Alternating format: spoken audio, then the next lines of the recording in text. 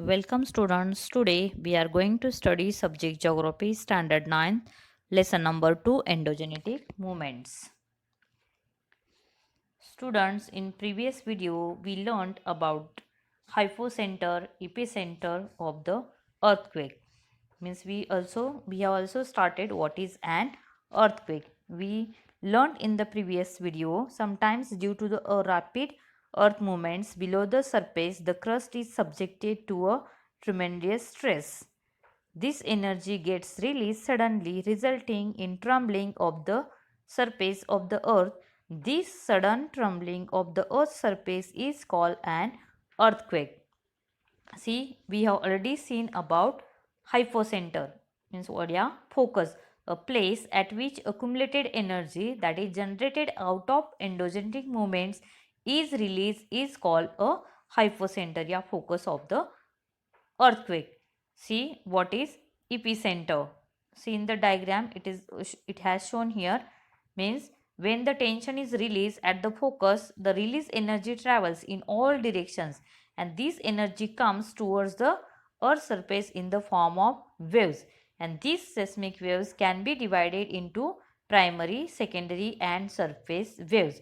So today we are going to study about types of seismic waves. So first we will start with the primary or P waves. See, there are the first ones to reach the surface of the earth after the energy is emitted in the earth's interior. When the energy is emitted from the interior of the earth, these waves are reach first to the surface of the earth, and they travel at a very fast speed from the focus of the earthquake in a radial direction. Means these primary waves are first waves, that is these travel at a very fast speed from the focus to the focus of the earthquake to the earth surface. That's why these waves are known as the primary waves.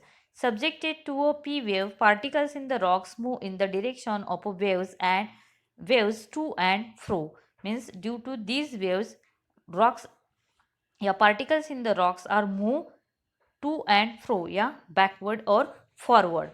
That's why these waves move to and fro. Therefore these waves are also called forward or backward waves. See, these are the primary waves are there.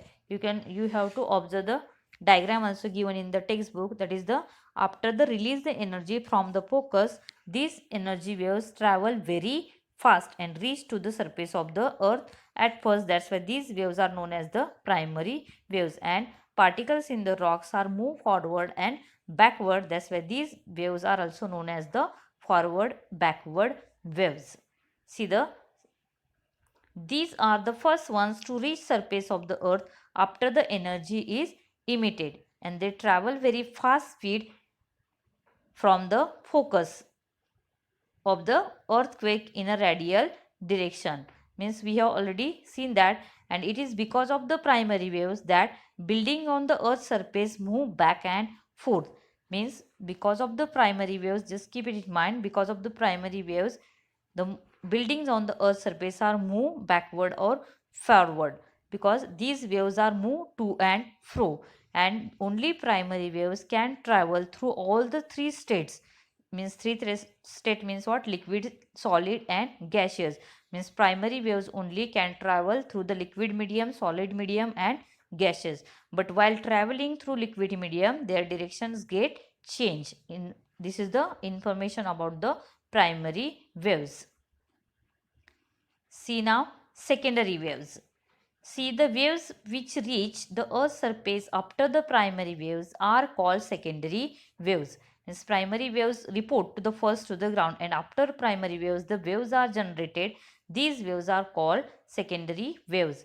These waves also scatter in all directions from the focus of the earthquake. Secondary waves also scatter in all directions from the point of the focus of the earthquake. The velocity is lesser than P waves. P waves speed, yeah, velocity is very fast as compared the P waves. Secondary waves velocity is less, and the particles lying in the way of these waves move up and down in the direction of the energy transfer, and due to these waves particles in the rocks are move up and down, and these waves can travel only through the solid medium.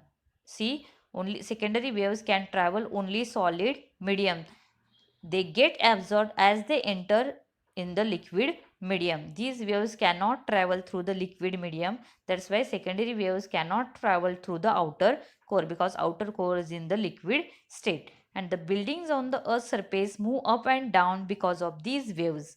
Because of these waves, buildings on the surface move up and down. And due to the primary waves, buildings are moved forward and backward. But in these waves, buildings move up and down. These are the more destructive than the P waves, but the secondary waves are more destructive as compared the primary waves. See the last waves, third type of wave, surface or L waves. L means what? Long waves are there. These waves are generated after the main primary and secondary waves reach the epicenter. Means surface waves are generated after the primary and secondary waves. They travel in the direction of the circumference of the earth along the crust. Means see how they travel in the direction of the circumference of the earth along the crust, and these waves are not generated from the focus. These waves are generated, means see, at the surface level. That's why these waves are known as the surface waves. Yeah, it is also known as the long waves, and they are highly destructive as compared the primary and secondary waves. These waves are the most destructive, yeah, highly destructive. So in the next video we will learn about the causes of earthquake.